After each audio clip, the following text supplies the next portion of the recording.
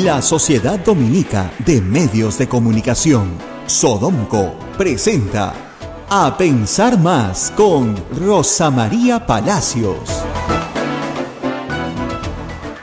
8 de la mañana con 2 minutos, señoras y señores, muy buenos días, bienvenidos a Pensar Más con Rosa María Palacios a través de las emisoras de la Sociedad Dominica de Medios de Comunicación.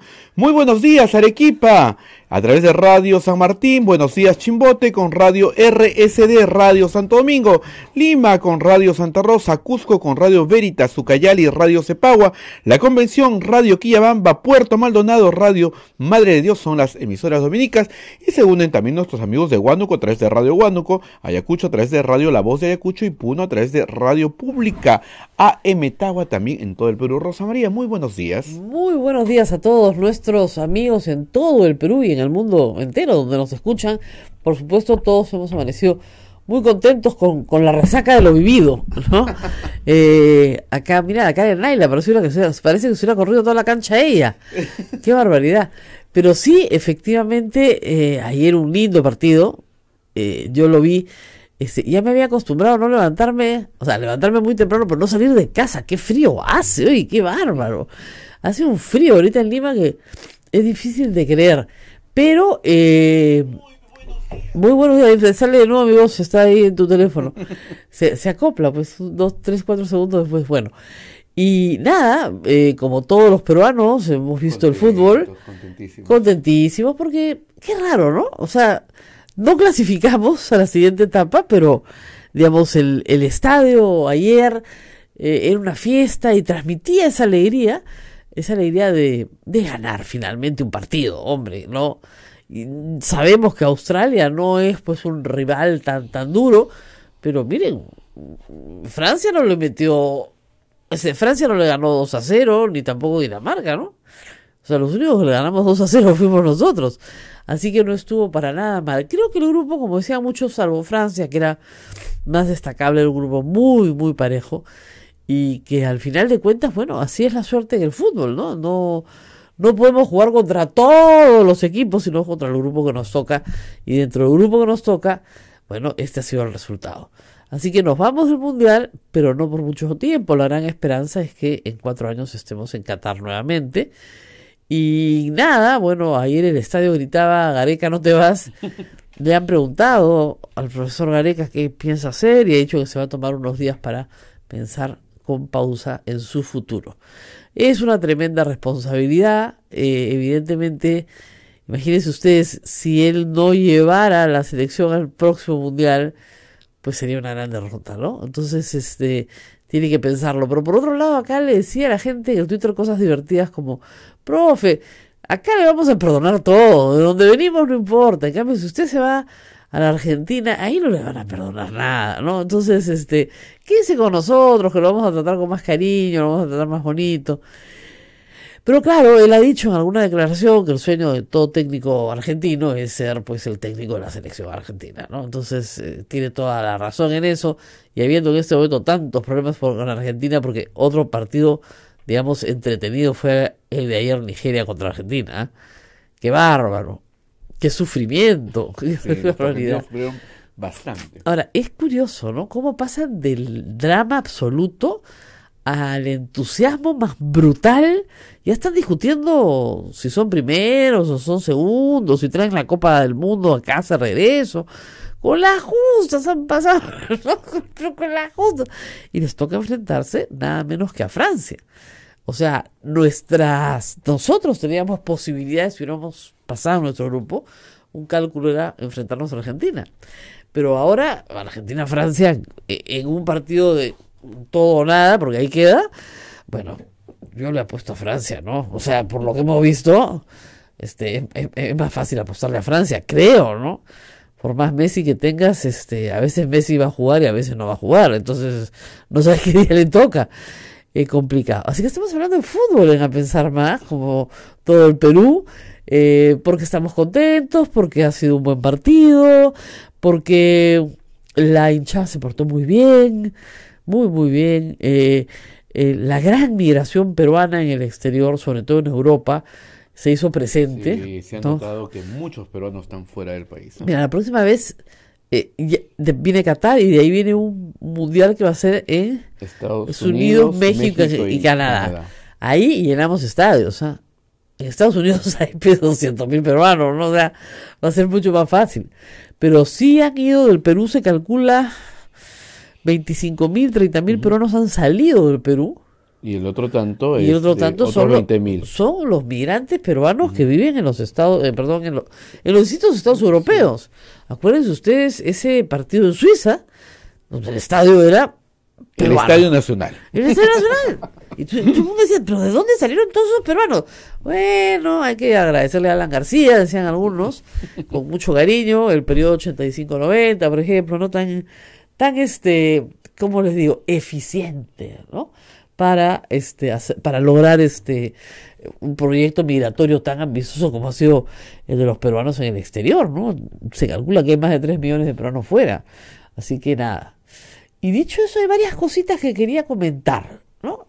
La primera, hablando de migrantes, no sé si te has notado que en medio de esto del mundial comienzan de nuevo a aparecer noticias y rumores de noticias falsas que involucran a venezolanos, ¿no? De los asaltos y... Los asaltos tenían dejo venezolano. Sí. Señoritas que han entrado con SIDA, todas venezolanas. De nuevo hay una campaña que no me parece casual, con noticias falsas, pero repetidas una y otra vez contra venezolanos, para asociarlos con la delincuencia, con la enfermedad. Obviamente no tienen que asociarlos con la pobreza, son pobres, por eso migran, ¿no es cierto? Migran porque en su país no tienen oportunidades. Pero así como exigimos que a los latinoamericanos se les trate con respeto en los Estados Unidos, también tenemos que exigir que a los venezolanos se les trate con respeto en el Perú. Y yo recibo por inbox, por el Facebook, de nuevo, las mismas tonterías, ¿no? Que nos quitan los trabajos, ¿no? Ayer una señorita me escribía que tenían muchos tatuajes, que hablaban de una forma muy fea, ¿no? Tienen otro acento, no tienen tu acento, ¿no? Es como el que dice, no me gusta cómo habla el de la selva, y por si no te gusta, qué pena si hablan, ¿no? Entonces hay que tener un poquito más de tolerancia con el prójimo. El Papa ha sido muy claro en el tratamiento de los migrantes, está rogando a Europa para que reciba mucha más migración que viene huyendo de Siria, en situación terrible también, porque lo que mueve a una migración es la guerra, es la pobreza, es la falta de oportunidades, y siendo los peruanos, hemos visto los estadios llenos, ¿no es cierto? La prueba patente de que hemos atravesado situaciones críticas que nos han obligado a migrar, no veo cómo se pueda maltratar a un migrante que viene al Perú. Además, puede parecer lo que les voy a decir contradictorio, pero está probado que ahí donde entra migración con mano de obra calificada, ¿no es cierto?, inmediatamente es mejora para el país. Estados Unidos es un gran país, no solamente porque tiene reglas, no solamente porque se cumple la ley, sino porque tiene millones de inmigrantes que formaron ese país. La mamá de Donald Trump era una inmigrante alemana. Claro, lo que pasa es que hay un problema racista también. A él le gustan los inmigrantes europeos, pero no le gustan los inmigrantes musulmanes, no le gustan los inmigrantes latinoamericanos, no le gustan los inmigrantes africanos, eso no le gustan. Le gustan los blancos que vengan de Europa, ¿no? Entonces, no, pues no todos van a ser arios, ¿no? Es así de claro.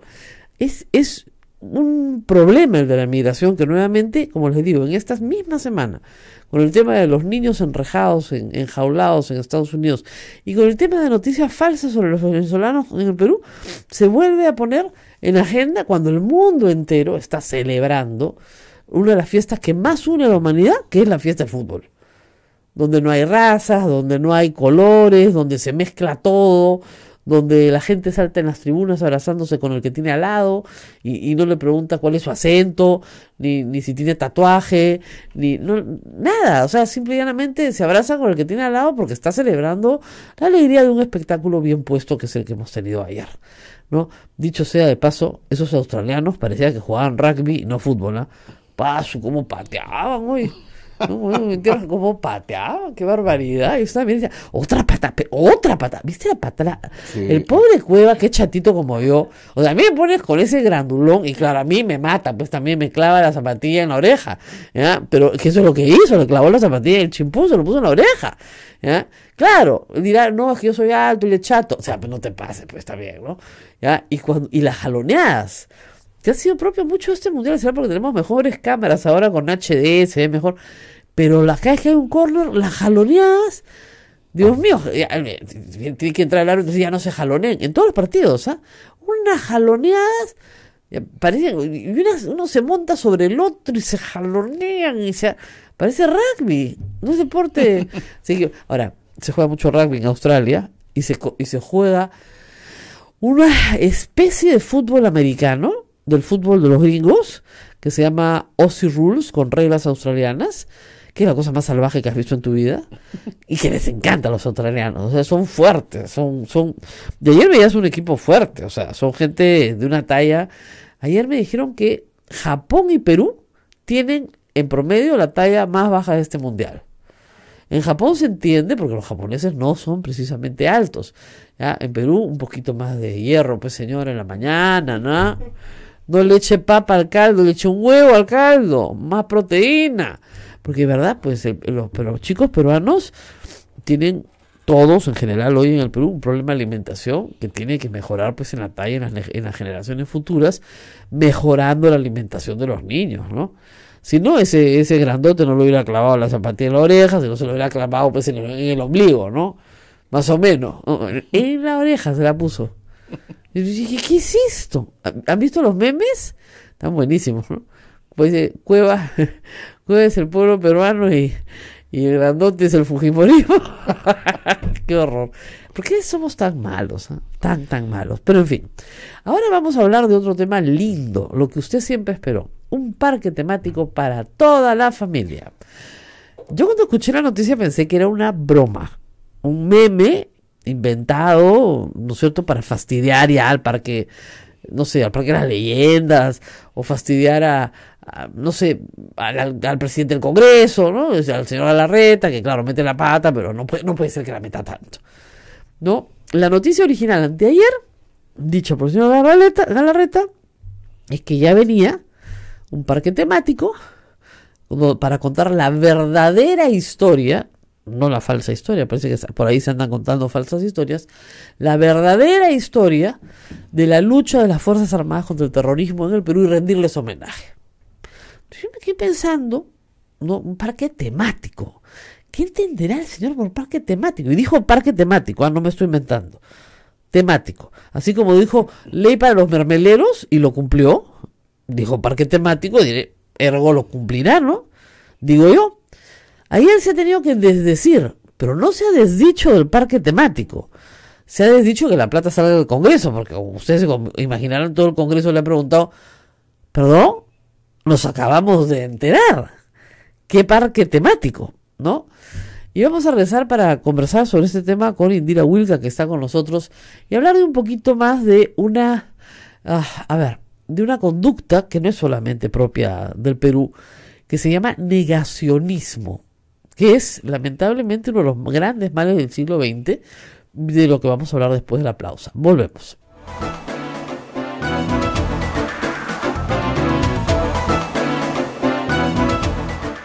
Sodomco, Sociedad Dominica de Medios de Comunicación. Somos la primera emisora católica del Perú. La primera en llevarte la mejor información, veraz y precisa, desde el mismo lugar de los hechos. Radio Santa Rosa, buenas nuevas en tu vida. Primicia calientita.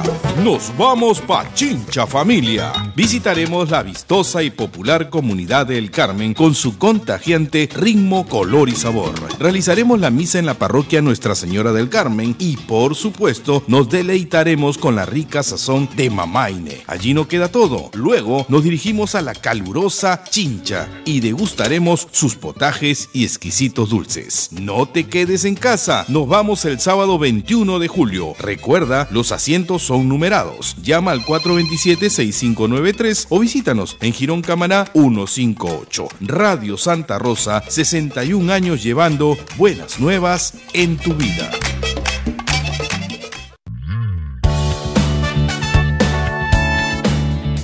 Si quieres ser un fraile predicador, conócenos. Ingresa a www.jovenesovne.com O escríbenos a vocaciones@peru.op.org. Orden de Predicadores. Maestro itinerante, tú vas feliz a predicar. Amigo caminante, tu voz anuncia la verdad. Radio Santa Rosa, 60 años, llevándote buenas nuevas en tu vida. Sodomco, Sociedad Dominica de Medios de Comunicación.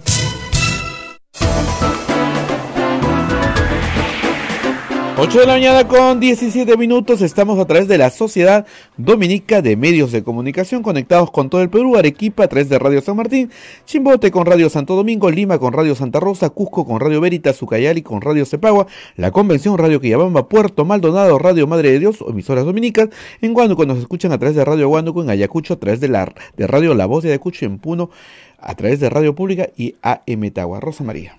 Bueno, vamos a hablar un poco del negacionismo, como les decía, y de este famoso parque temático. Ayer el presidente del Congreso ha tenido que decir que en realidad a él lo han invitado como presidente del Congreso a inaugurar un parque temático. Un alcalde no ha dicho cómo se llama este alcalde de dónde es, dónde queda, cuánto le ha costado al alcalde hacer un parque temático, y mucho menos qué entiende él por un parque temático.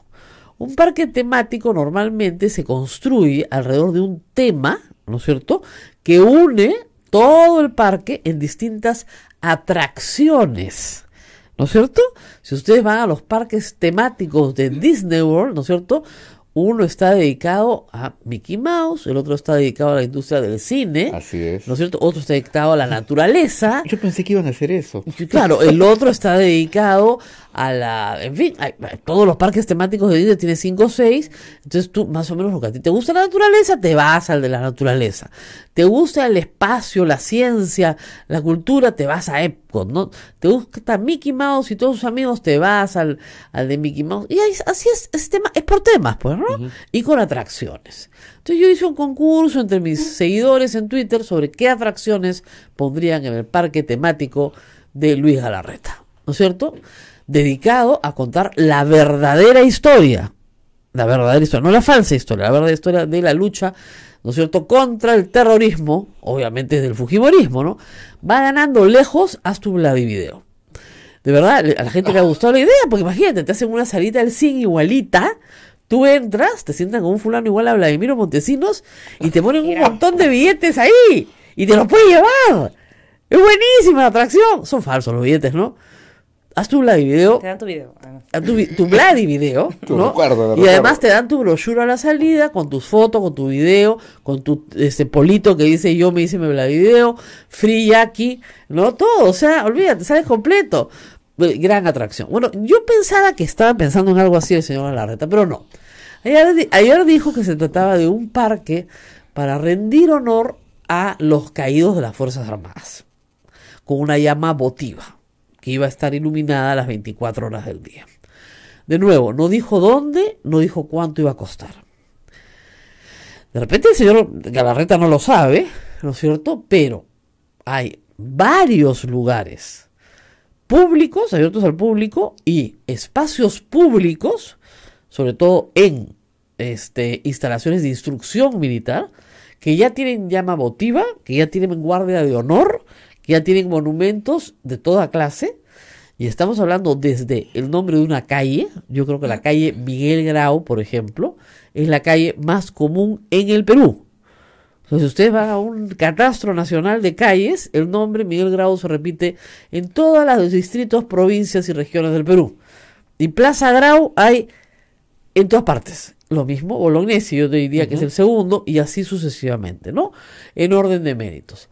En el caso de los caídos en la guerra del Cenepa, tenemos un barrio entero en Miraflores con los nombres de los caídos en la guerra del Cenepa, calle por calle. Es decir, no se ha descuidado, creo yo, desde el municipio, desde la provincia, el reconocimiento a los héroes de las Fuerzas Armadas, tanto los de guerras pasadas como los de guerras recientes. ¿No es cierto? Ahora, si el señor Galarreta quiere el parque Alberto Fujimori, eso va a estar más difícil. Con llama votiva, más difícil también. O el parque José Villanueva Resta, o el parque Hermosa Ríos. ¿Por qué? Porque estos señores están presos. Al señor Ibárcena, a la Marina, ayer nomás le han encontrado más plata afuera. Entonces tú no puedes declarar como héroes nacionales a personas que están presas. Y esas personas fueron las que dirigieron las Fuerzas Armadas durante la década de los 90. Muy bien, ¿a quién va a honrar el señor Galarreta? No me queda claro y no le queda claro a nadie. Porque no ha dicho, vamos a honrar a nuestro héroe, el señor fulano de tal. De repente sí, mucho gusto, comando Chavín de Guanta, al comandante Valer, muy bien, con muchísimo gusto y respeto. ¿No es cierto? Pero no nos dice a quién. A los que cayeron, como digo, luchando en la cordillera del Cóndor, con mucho gusto y respeto. Pero no nos dice a quién. Porque si va a ser a los que manejaban los hornos en los Cabitos, creo que no. Y ahí viene el problema del negacionismo. Para eso estamos con Indira Wilca, esta mañana congresista de la República, que imagino que se va a haber quedado tan sorprendido como todos. ¿Ustedes sabían algo de esto? No, sobre esto creo que efectivamente, como tú lo has dicho, más allá incluso de la manera, vamos a tratar de ver si con algo de ironía se puede entender el sentido de una propuesta así. Pero no, una cosa como esta no ha sido obviamente ni anunciada dentro del Congreso de manera formal, o sea, de hecho por eso creo que luego se hace esta corrección en relación a el origen de la iniciativa. Pero lo que no nos sorprende, y yo sí creo que por eso es muy importante lo que tú señalabas, acá el problema no es, digamos, que uno como parlamentario pueda promover un espacio de memoria, un memorial, en fin, un lugar para recordar, los lugares para recordar, y qué bueno que el señor Galarreta lo entienda ahora sí, porque hay lugares para recordar que se han venido construyendo a lo largo de las últimas décadas, y que más bien no siempre han tenido por parte de él y su bancada el respeto que merecen. De hecho, recordemos que partidarios, en fin, gente cercana al fujimorismo vandalizó alguna vez el Ojo que Llora, que es un memorial, también un espacio para el recuerdo. Y lo importante no es en todo caso negar la posibilidad de que existan más espacios para el recuerdo y para la memoria, para el reconocimiento de quienes consideramos gente cuyas acciones tiene que ser conocida por los peruanos, por las peruanas, por las diferentes generaciones, además que no necesariamente estuvieron cercanos a esta historia.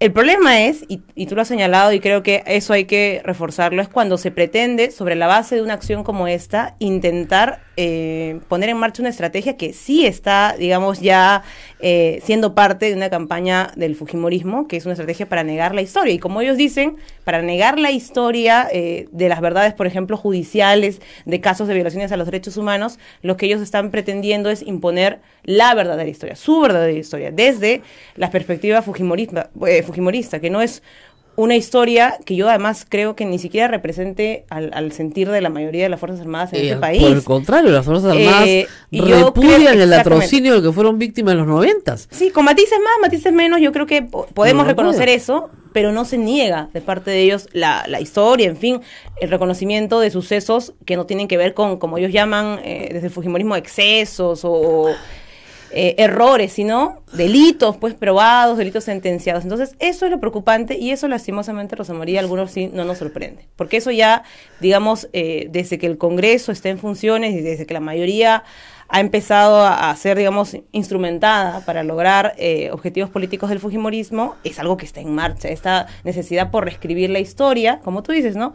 Estas versiones de la historia, digamos, interesadas, se van construyendo sobre la base de la repetición. Ahora, el negacionismo, sobre todo el nacionalismo judío, del holocausto judío, nos deja importantísimas lecciones que creo que se repiten en este ejemplo y en otros casos. El negacionismo parte, en la historia de Alemania, de que en realidad no fueron 6 millones de judíos los asesinados en el holocausto judío, que fue muchísimo menos gente.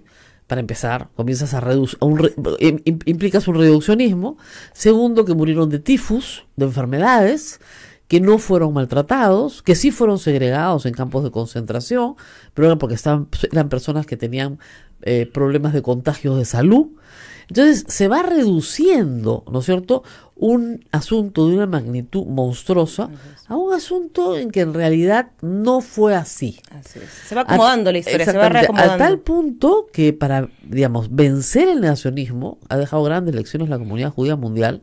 Se repiten los nombres, se leen los nombres a veces de 6 millones de personas, para que nadie las olvide, más de 6 millones de personas. Y por eso Alemania dio, digamos, pasos adelante en el rescate de la memoria histórica. O sea, cuando uno, y cuando además las víctimas de este periodo que hubo efectivamente de lucha contra el terrorismo, pero que también dejó saldos de víctimas, lastimosamente, de la violencia que usó el Estado, repiten la necesidad de la memoria histórica, no es por un tema discursivo, no es por un tema superficial, es justamente porque la base de la construcción de una memoria histórica, una memoria colectiva, además como país, garantiza que luego, por interés político, no se reescriba justamente la continuidad de los hechos que se dieron realmente. Y hay que decir una cosa, hay gente que me ha escrito, oiga, pero, y lo ha dicho algunos funcionarios públicos cuando se ha visto los textos escolares, es que se tienen que admitir las opiniones de todos. No, señor. No, señor, hay opiniones que son inadmisibles. Las opiniones que incitan al delito son inadmisibles. Por ejemplo, o sea, una opinión que menosprecia al ser humano, que denigra al ser humano, es inadmisible. Va contra el sentido de nuestras políticas públicas, que reconoce la dignidad de las personas, que reconoce la igualdad. Hay una confusión bien grande entre lo que es respetar a la persona y respetar su opinión. Son dos cosas diferentes. A la persona se la respeta, a su opinión no se la respeta. Yo no puedo respetar a un misógino, ¿no es cierto? Yo no puedo respetar a una persona que me dice que no murieron 6 millones de judíos. No lo puedo respetar, porque es un negacionista. Su opinión no es respetable. Imaginen ustedes que junto al museo, ¿no es cierto?, del Holocausto en Berlín, hubiera un museo que diga el museo del nazismo, que niega el Holocausto, uno al lado del otro. Y que hay que respetarlo. Y porque hay que respetarlo para que cada uno compare.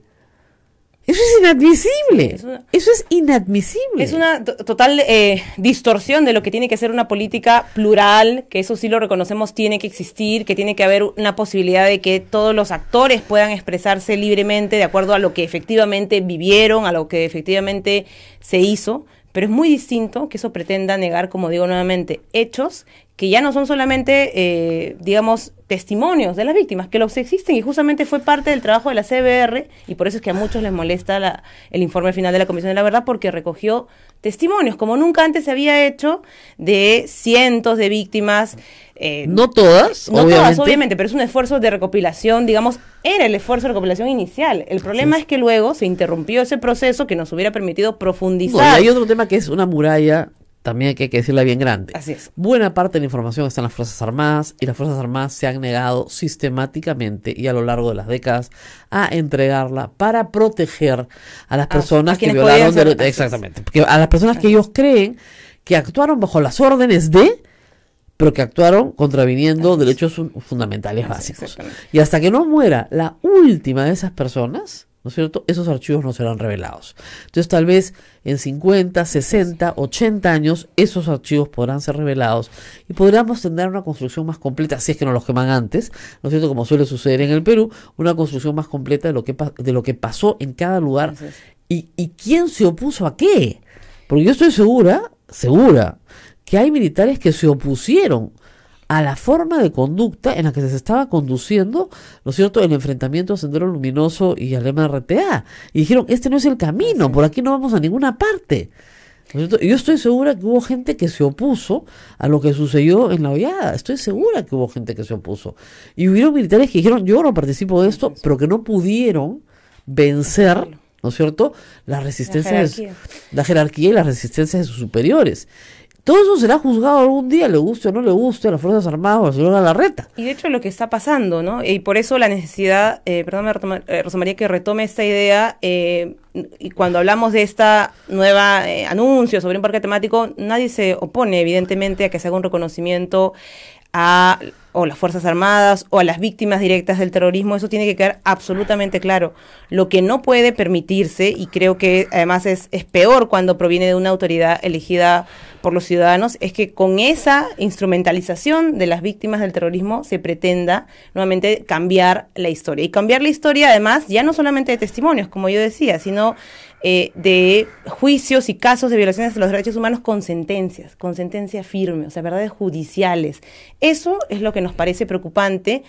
Y no es algo nuevo, lastimosamente, porque sí es una campaña en la que el fujimorismo está poniendo todo su esfuerzo. O sea, esta mayoría parlamentaria que usa para, digamos, imponer dentro del Congreso decisiones que muchas veces afectan pues a los intereses de la ciudadanía, el demorar leyes importantes, el cambiar el sentido de otras tantas, también se está poniendo en marcha para que esta estrategia, digamos, negacionista o de distorsión de la verdad, de las políticas públicas también se haga vía el Congreso de la República. Está el tema de los sexos escolares, que es, aunque el Ministerio siga titubeando y dudando en relación a la responsabilidad suya en relación a esto, es obvio que, digamos, el disparador de esta política de reescribir también los textos de educación ha sido pues y tiene un origen en el Congreso de la República. Se han convocado mesas en las que ha participado además gente representante de la dictadura fujimorista, el señor Tudela, en fin. No, perdón, el señor Ian Pietri, que está siendo que fue en su momento procesado por el Frontón para pedirle su opinión.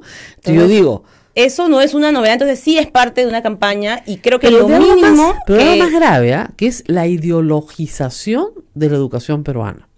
O sea, yo creo que hay cosas que no se pueden ideologizar. No se puede ideologizar la fe, no se puede ideologizar la educación, ¿no es cierto? Y tampoco se puede ideologizar la memoria. El problema acá, vamos a ir a una pausa y regresamos, es que el fujimorismo pretende ideologizar la memoria. Vamos a regresar para hablar del LUM un poquito y del Museo de Endesep, ANFASEP, que nunca lo digo bien, ANFASEP en Ayacucho. Disculpen señora, siempre lo digo pésimo, que yo visité hace poco y les conté aquí, donde no hay ninguna apología al terrorismo. Lo que hay es que las Fuerzas Armadas hicieron cosas bien feas en Ayacucho, ¿no?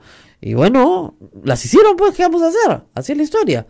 Vamos a la pausa y volvemos. Sodomco, Sociedad Dominica de Medios de Comunicación. Somos la primera emisora católica del Perú. La primera en llevarte la mejor información, veraz y precisa, desde el mismo lugar de los hechos. Radio Santa Rosa, buenas nuevas en tu vida. Primicia calientita. Nos vamos pa' Chincha familia. Visitaremos la vistosa y popular comunidad del Carmen con su contagiante ritmo, color y sabor. Realizaremos la misa en la parroquia Nuestra Señora del Carmen y, por supuesto, nos deleitaremos con la rica sazón de Mamaine. Allí no queda todo. Luego nos dirigimos a la calurosa Chincha y degustaremos sus potajes y exquisitos dulces. No te quedes en casa. Nos vamos el sábado 21 de julio. Recuerda, los asientos son numerados. Llama al 427-6593 o visítanos en Girón Camaná 158. Radio Santa Rosa, 61 años llevando buenas nuevas en tu vida. La experiencia nacional e internacional enseña que en casos de terremotos o desastres naturales, las comunicaciones se congestionan. Debemos estar preparados. Lo más importante, mantén la calma, evita llamar y menos insistir. Utiliza los mensajes de texto o la internet para comunicarte. Y si estás en la zona de emergencia, marca el 119 y deja un mensaje de voz. Esta es la comunicación luego de una emergencia. Escribe primero y evita llamar. Mayor información en www.mtc.gov.pe o con tu operador de servicios, Ministerio de Transportes y Comunicaciones. En Radio Santa Rosa, hagamos lío con el Papa Francisco. ¿Qué hay en la raíz de la esclavitud, del desempleo, del abandono de los bienes comunes y de la naturaleza? La corrupción, un proceso de muerte que nutre la cultura de la muerte. Porque el afán de poder y de tener no conoce límites. La corrupción no se combate con el silencio.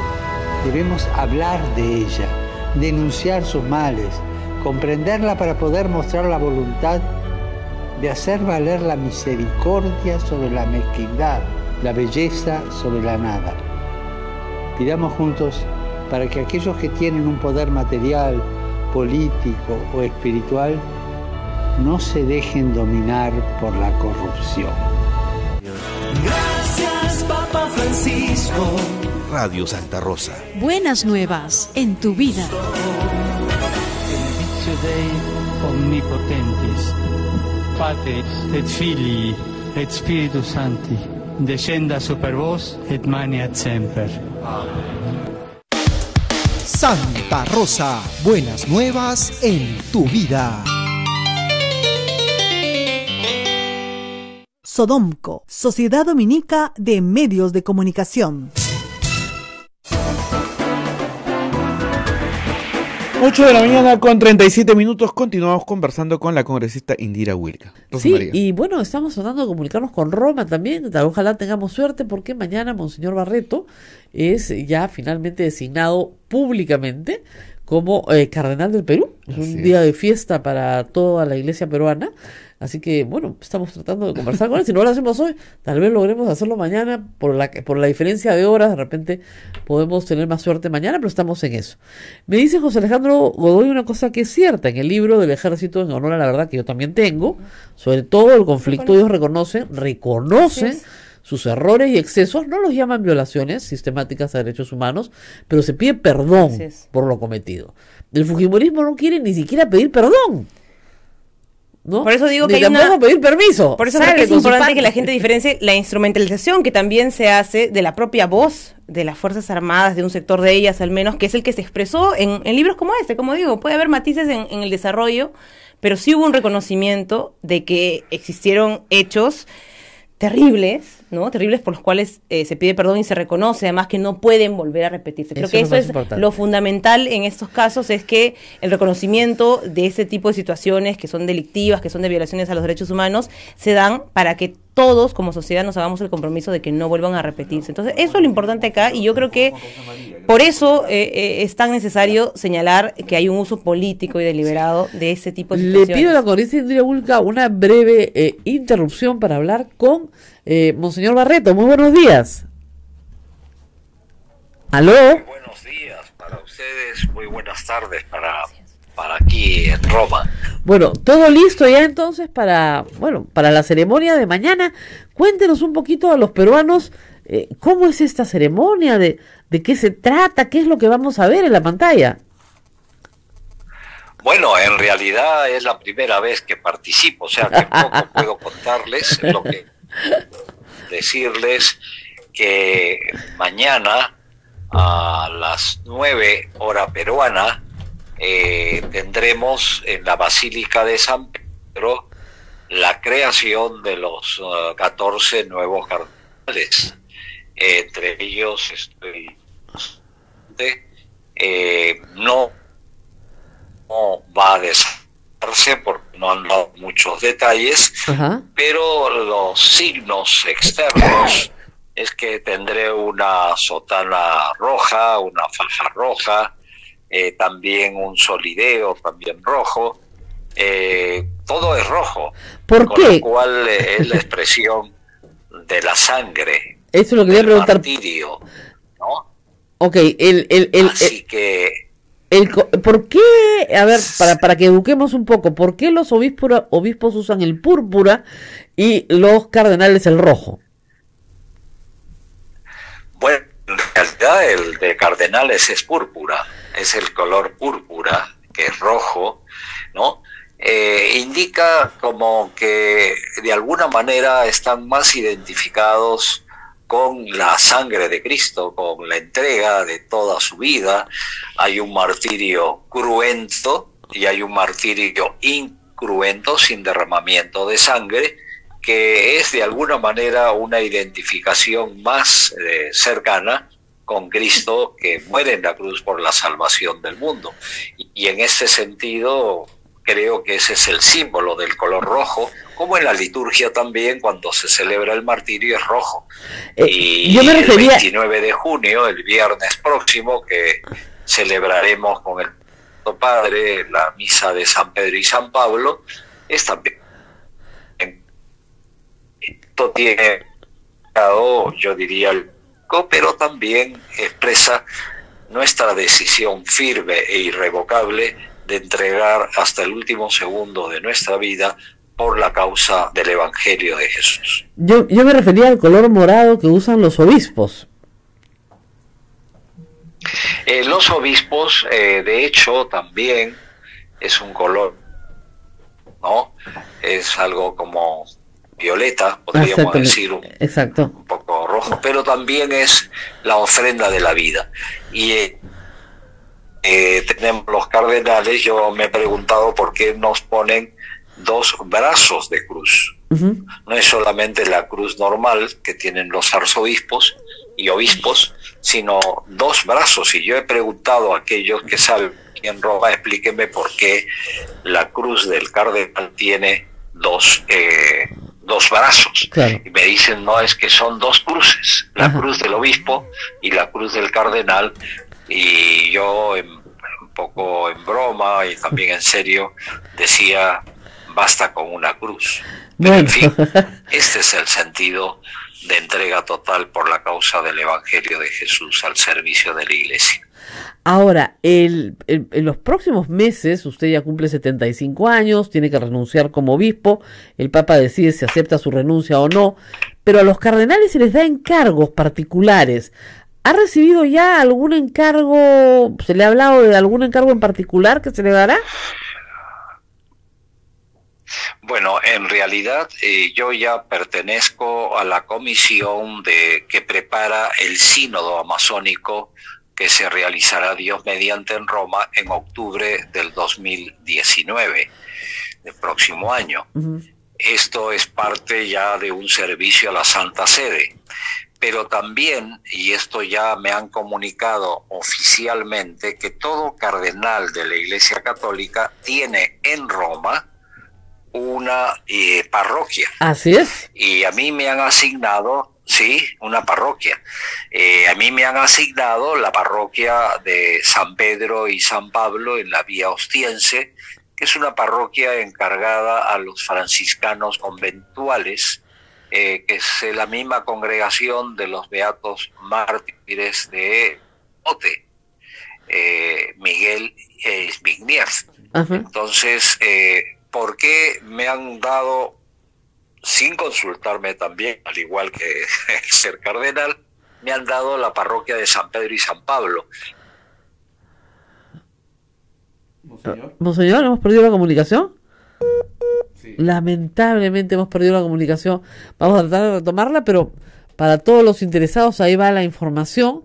La parroquia San Pedro y San Pablo, el día de San Pedro y San Pablo, ¿no? Algo querrá decir, no es poca cosa.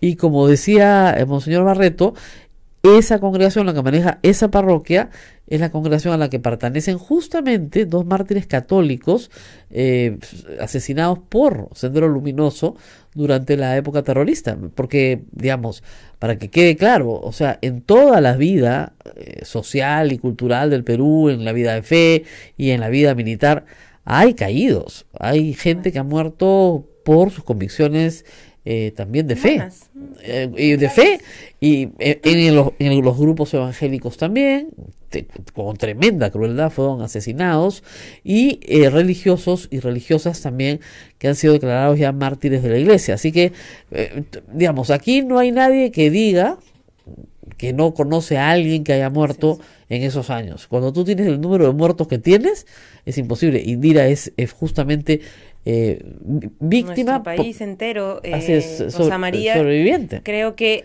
además ha perdido la posibilidad de hablar de esto como algo cercano, ¿no? Intentamos siempre llevarlo al territorio de las víctimas, del informe, pero de esto hace falta mucho hablar en primera persona, contar las historias. Yo estoy nuestro caso, el caso de miles de familias para las cuales hubiera sido muy importante que el Estado propiciara justamente canales de contarlo, de hablar. Claro. Y hablando de, digamos, no parques temáticos, pero sí pedidos muy racionales, simbólicos, que en teoría, y de acuerdo a la Corte Interamericana de Derechos Humanos, debería haber para las víctimas. las personas en Ayacucho están pidiendo un santuario en La Hollada. En La Hollada, que es fundamental. Un santuario quiere decir una iglesia. Esta última visita, Rosa María, que alertó mi colega Tania Pariona, que es parte de la Comisión del Bicentenario del Congreso. Mira, cómo es lamentable a veces todos estos sucesos. Cuando se da el debate sobre el lugar de la memoria, un grupo de congresistas, los mismos congresistas que estaban siendo parte de esta campaña negacionista, pidieron ir al Museo de Anfasep, que es un museo hecho por las propias víctimas, las madres, ¿no? Liderado por Mamá Angélica. Y entonces, claro, con la lógica ya de acusar a este museo de apología, que ya lo dijeron incluso en un pleno del Congreso. Vamos a rezar con eso un momento, porque ya tenemos a Monseñor de nuevo en la línea. La comunicación es un poquito complicada, no parece que lo hemos perdido. Entonces, sí, yo estuve justamente el 2 de junio ahí. Y se planteó, porque ya de esta acusación, digamos, velada de que el Museo de Anfasep sería un museo donde se hace apología, llevó justamente que salgamos de esa discusión que está entrampada justamente en su pensamiento y en su, digamos, forma particular de entender la historia, y que vayan a La Hollada. Mira, el juicio de los Cabitos es un juicio que demoró más de 30 años. Mamá Angélica, que era una mujer ya mayor cuando se da la sentencia, fallece a los en el medio del proceso. Y ese juicio, sentencia... Donde estaban los perpetradores del asesinato de su hijo, De su hijo. Es un juicio además como colectivo, porque termina empujándose para que la mayoría de víctimas que pudieron juntarse alrededor de ella, o sea, imagínense en los años 80, una mujer quechua hablante, al cual se llevan a su hijo en la noche, lo detienen, él trata de avisar a su madre para que sepa dónde está, lo busca, lo logra hacer pasar el papelito. Un papel, nada más es lo único que le queda, diciéndole que por favor lo busque, que está detenido. Que tiene 19 años el chico, que le consigue un abogado que no sabe qué está pasando. Y la mujer emprendió una vida de lucha, en primer lugar, para que le digan por lo menos dónde estaba detenido. Luego, obviamente, perdió la expectativa de encontrarlo, pero la lucha siguió para determinar las responsabilidades de quiénes y cómo y bajo qué contexto se había dado la desaparición de él. Entonces, fueron varias víctimas, así como él, desaparecidas en el cuartel de La Hollada, quemadas en el cuartel de La Hollada, seres humanos quemados en el siglo XX en nuestro país. El horno está ahí, El horno está ahí, no ha desaparecido. Y estamos, Rosa María, además en un proceso ahora. En esa zona, las familias están pidiendo, y con toda razón, yo estaba en Ayacucho dictando un diplomado, con un grupo de hijos de personas que perdieron a sus padres, a sus madres, a sus hermanos, vinculados justamente a las socias, que ya están muy mayores. Y me llevaron a ver el museo. Y lo que hay ahí son casi recuerdos personales, es decir, las pocas cosas que han podido rescatar de sus familiares, ¿no es cierto? Fotografías, una explicación muy sencilla, y lo que al señor Tubino lo volvió loco fue una representación del horno. No, ni siquiera del horno, de la tortura. O sea, se abre una reja y tú ves ahí claramente a un maniquí vestido militar golpeando en el piso a un torturado. Díganme, ¿no se torturó? Pero por supuesto que se torturó, ¿no es cierto? Entonces, ¿eso es apología del terrorismo? No, eso es apología de la vida, de la defensa de la vida. Tiene que ser contado para que la gente conozca el nivel de crueldad con el cual se trató a gente inocente, a gente que sencillamente por ser sospechosa en Ayacucho en los años 80 y ser pobre y ser quechua hablante, se le detenía y nunca se le respetaba sus derechos básicos. Claro. Cuando hay un proceso de detención tiene que haber un mínimo. Y lo que pasa es que esas señoras, ¿cómo se unen? Ustedes dirán, claro, eran terrucas. No, se conocieron en las puertas de los cuarteles. Yo buscaba a mi pariente, tú buscabas a tu pariente, nos juntábamos. Además, muchas señoras llegaron a Huamanga en busca de sus parientes, huyendo del campo, muertas de hambre, porque no tenían qué comer. Entonces fundaron un comedor. El primer piso de este lugar es un comedor para los hijos, mientras ellas salían a buscar y exigir que en los puestos policiales, que en los juzgados, alguien les diera alguna referencia de sus hijos, de sus familiares, de sus esposos. A mí me conmovió mucho es que las han acusado pues de todo, y uno entra y lo que hay es una cruz de Cristo. El símbolo de Evangélica es con la verdad y justicia. Que dice, no matarás. Y con esa cruz salían a marchar.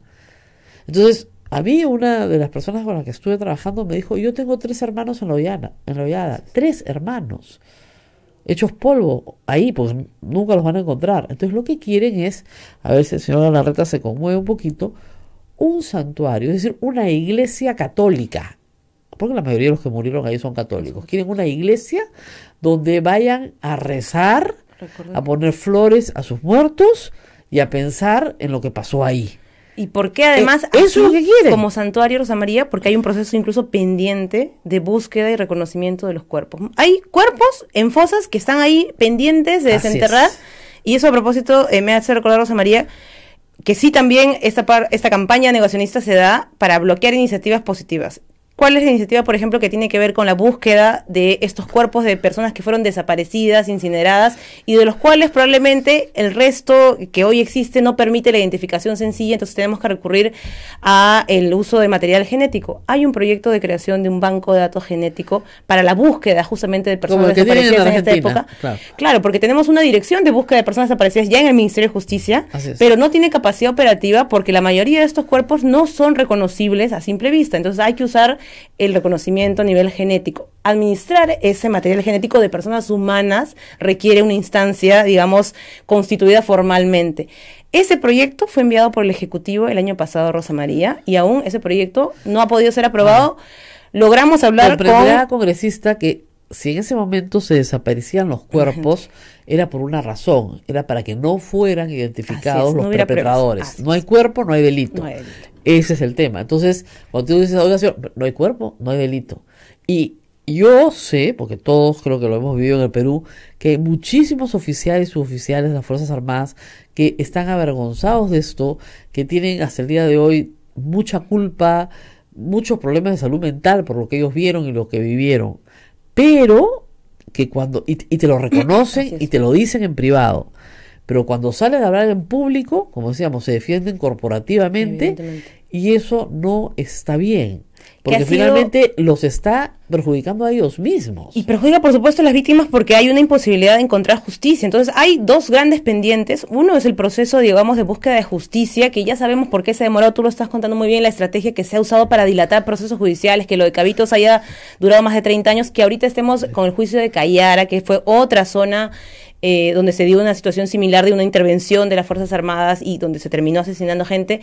Es una tarea pendiente y es enorme. Pero por otro lado, ya incluso las víctimas, los familiares dicen, bueno, los procesos judiciales no sabemos si avanzarán, pero por lo menos queremos que nos revuelvan los cuerpos de las víctimas, de nuestras víctimas.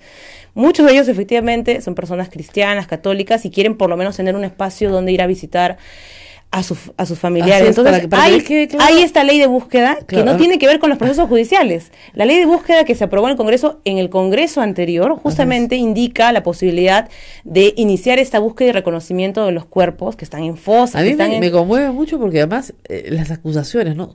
Todos son comunistas. Comunistas, son campesinos comuneros. Comunistas no tienen absolutamente nada. Son todos católicos, practicantes, personas de fe, sobre todo las señoras ya mayores, que además nunca perdieron la fe en su lucha. Probablemente perdieron la fe en encontrar a sus familiares vivos, pero no perdieron la fe en su lucha. En buscar algo de justicia. ¿Verdad? Y la mayoría, les diría, si no casi, de repente me equivoco, la gran mayoría de las asociadas son mujeres. Son madres. Son madres y viudas, ¿no es cierto?, que cargaron con sus hijos, se fueron a Huamanga a buscar a sus familiares, se quedaron ahí. Y a tocar todas las puertas, Rosa María. Todas las puertas, porque incluso hay una anécdota que cuentan ellas, en la anterior visita del Papa Juan Pablo II, buscaron a ver si por el medio humanitario buscaban que alguien las escuche. Entonces, tocaron literalmente todas las puertas. Y entonces es una injusticia terrible que no solamente no hayan avanzado los procesos judiciales, sino incluso ya mecanismos, digamos, que tienen que ver más con el lado humanitario del reconocimiento de los cuerpos para que ellas tengan la tranquilidad de que se les restituye por lo menos algo de sus seres queridos, no avance simplemente porque estamos en medio de una disputa de un grupo político que lo que quiere es cambiar la historia y los hechos que se han dado. Entonces, este proyecto del Banco Genético es una de las cosas que ya me impresiona más, porque se logró poner en agenda, lo logramos poner en el pleno, en el debate en el pleno. Tenía ya que simplemente debatirse, es un tema súper técnico vinculado a la instancia de un banco que administre los datos genéticos de personas, de seres humanos, y se bloqueó porque se paró un congresista de la bancada fujimorista a decir que esto iba a permitir que los terroristas se aprovecharan nuevamente.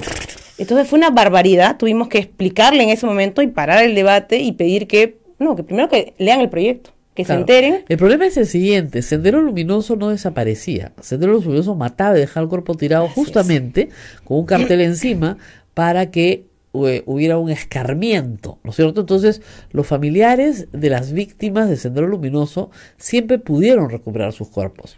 Los cuerpos que están desaparecidos en el Perú, en más de 4.000 sitios de entierro, que es lo que detecta la Comisión de la Verdad. Y lo que informa el Ministerio de Justicia, este año ha informado que hay al menos 15.000 desaparecidos todavía. Claro, pero su base de datos del RENADE. Claro, pero por lo menos dicen que son 4.000 sitios de entierro diferentes, ¿ok? Entonces, esas personas no fueron asesinadas por Sendero Luminoso, fueron asesinadas por las Fuerzas Armadas y policiales y desaparecidas para que no quede rastro, en el entendido de que eran terroristas y que según su manual de operaciones, porque así lo decía, tenían que ser eliminadas. Eso, y ellos, los soldados, te dicen: nosotros cumplimos las órdenes. Y esto lo ha explicado Ollanta Humala en la última entrevista que me hizo. A mí, ¿qué manual me dieron? Me dieron un manual que decía eliminar. ¿Lo cumplí? No lo cumplí. ¿Y qué me pasó? Me pasaron al pabellón de tuberculosos en el Hospital Militar de Lima. Entonces está por verificarse ciertamente, pero sí es verdad que hubo una orden de las Fuerzas Armadas para eliminar, y están en las declaraciones a la Comisión de la Verdad del alto mando del ejército diciendo: bueno, ¿qué quiere decir eliminar? Matar, pues. Que hay un cambio además de estrategia que luego permite el uso de la inteligencia, digamos, para... Y la asociación con la comunidad. Cierto que esa estrategia se dio durante el gobierno de Alberto Fujimori, nadie lo niega. Y cierto que esa estrategia fue la que lleva a la pacificación en las zonas rurales, pero que la captura de Abimael Guzmán es un elemento esencial y se debe al trabajo de inteligencia policial. Fue la policía la que capturó, no el arrasamiento, ¿no es cierto? Ustedes van a Ayacucho, como fui yo hace pocos días, y la verdad es que no hay nadie que no tenga un familiar directamente fallecido, padre, madre, hermano, primo, sobrino, hijo. Y además hay otra cosa que es bien cierta: hay algunas obligaciones que el Estado tiene que cumplir, que está cumpliendo mal, a medias.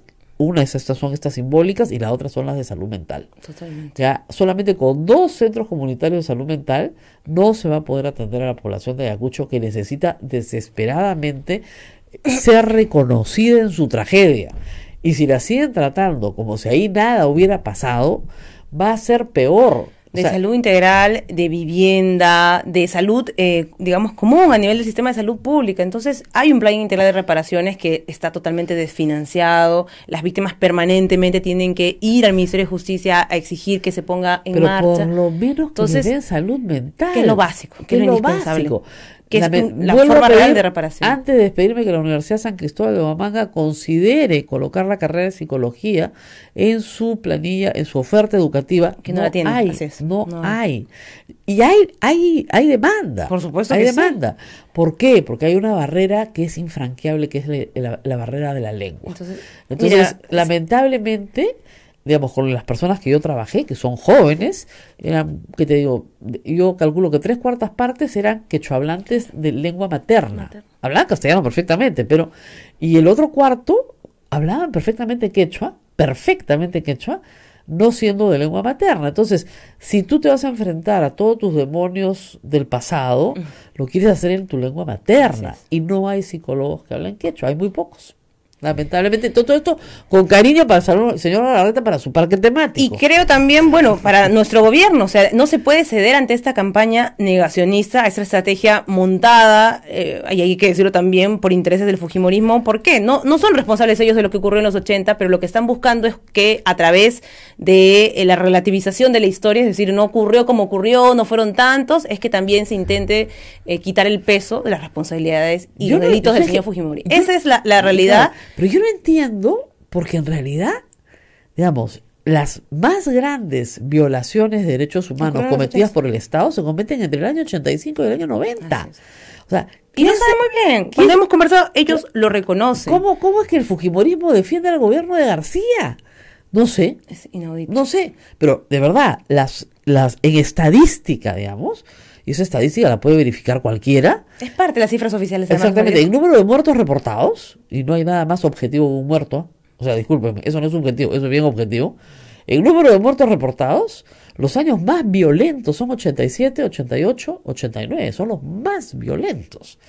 Entonces, ¿quién era el presidente del Perú? Ana García. ¿Que en el Parque de la Memoria también le van a hacer un reconocimiento? Porque Belaúnde ya murió, o sea, no hay nada que discutir ahí, y Belaúnde se encontró, ¿no es cierto?, con un problema que no supo manejar, eso está clarísimo.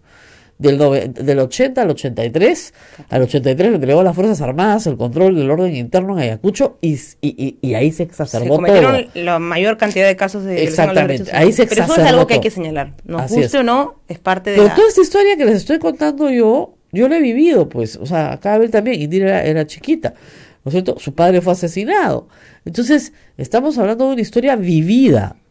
Lo que queremos es que en 100 años, aquellos que no la vivieron, puedan vivirla también a través de nuestros testimonios. Y eso implica tener un espacio como el lugar de la memoria, que hay que agradecerles eso sí al que en este sujeto a las presiones políticas, y habiendo, además, Rosa María, tantas deudas con las víctimas, todas las víctimas de la violencia del terrorismo, las víctimas también de las violaciones a los derechos humanos por parte del Estado, habiendo tantas deudas con las víctimas, no podemos permitirnos que haya un sector, un grupo político que lo que quiera es que la historia se cuente a su manera. Ese es nos tenemos el asunto que despedir, de fondo lamentablemente, en este también un reconocimiento a los desplazados que han estado en silencio. Nosotros tuvimos acá una joven peruana desplazada que no pudo culminar su educación, que cuando con mucho esfuerzo logró ser geógrafa, postula la beca de Presidencia de la República, ya tiene 32 años, ya no puede. Entonces, sin tener en cuenta la historia de desplazamiento que había tenido y la negativa de tener educación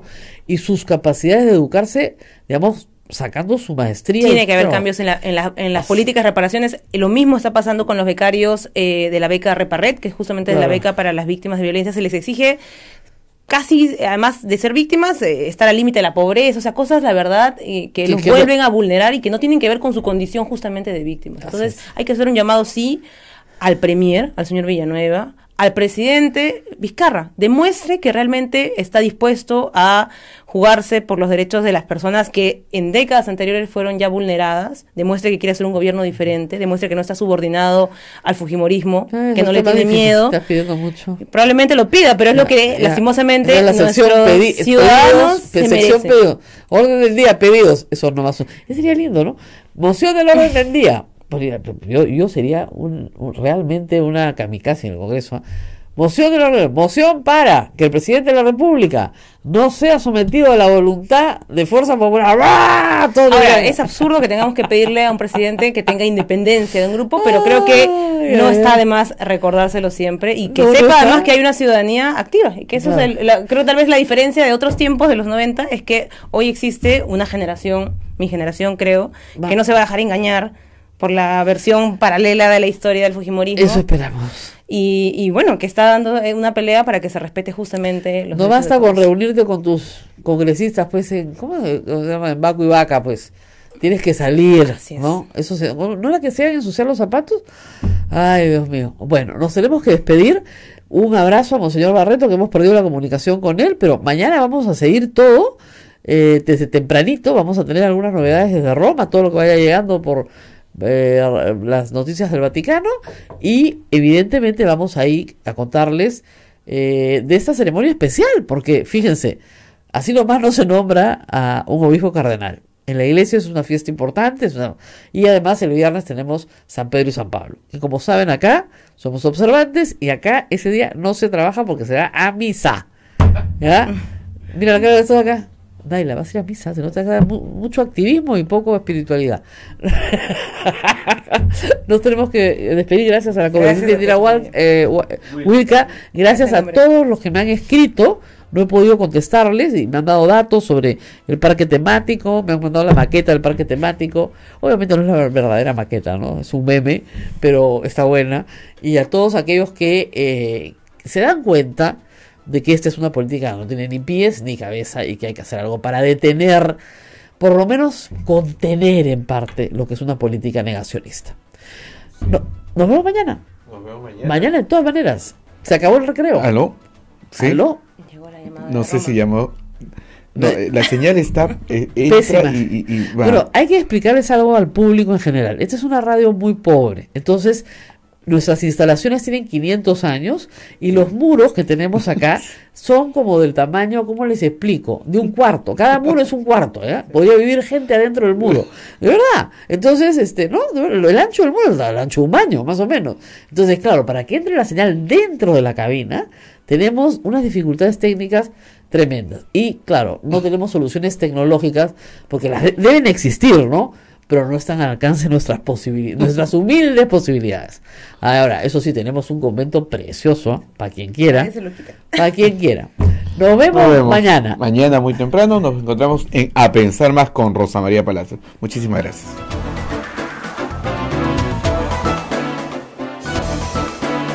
Hasta aquí, A Pensar Más con Rosa María Palacios.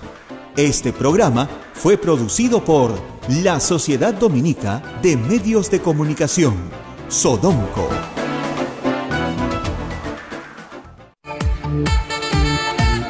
Radio Santa Rosa, 60 años, llevándote buenas nuevas en tu vida.